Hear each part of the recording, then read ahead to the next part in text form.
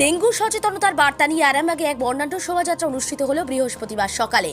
হুগলির আরামবাগ মহকুমা শাসকের উদ্যোগে আরামবাগ হাই স্কুল ও আরামবাগ গার্লস হাই স্কুলের সহযোগিতায় শোভাযাত্রা হাই স্কুল মাঠ থেকে বেরিয়ে শহর পরিক্রমা করে। ডেঙ্গু সচেতনতা নিয়ে একটি পথনাটিকাও অনুষ্ঠিত হয় মহকুমা শাসকের কার্যালয়ের সামনে।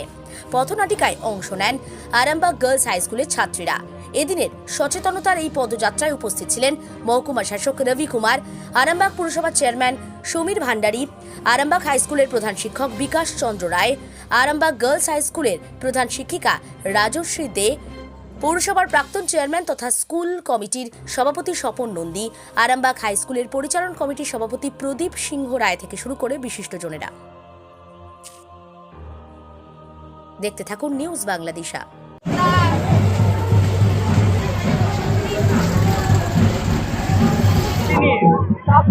দেখুন, আজ পণ্ডিত জওহরলাল নেহরুর জন্মদিন।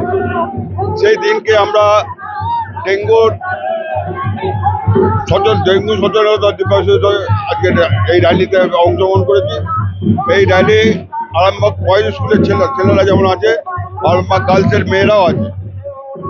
ডেঙ্গুকে প্রতিরোধ করতেই হবে, নাহলে ডেঙ্গু খুব মহামারী রোগ, মানুষের মৃত্যু হচ্ছে।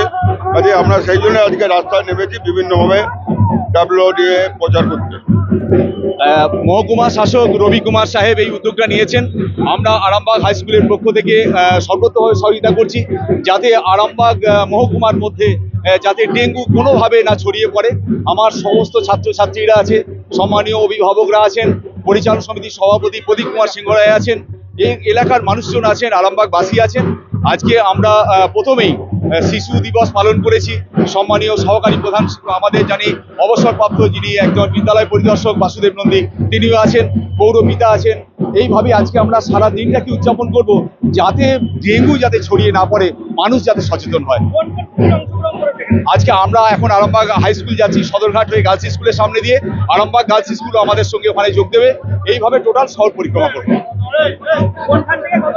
আজকে এখান থেকে আমরা প্রথম গৌরহাটির মোড় থানার সামনে দিয়ে আবার সদরঘাট, ওখানে আরামবাগ গার্লস স্কুল, মাতৃ মেডিকেলের পাশ দিয়ে সারিসাগরের সামনে দিয়ে আমরা যাব আরামবাগ মহকুমা শাসকের করণ। ওখানে একটা পথনাটিকা হবে আরামবাগ গার্লস হাই স্কুলের।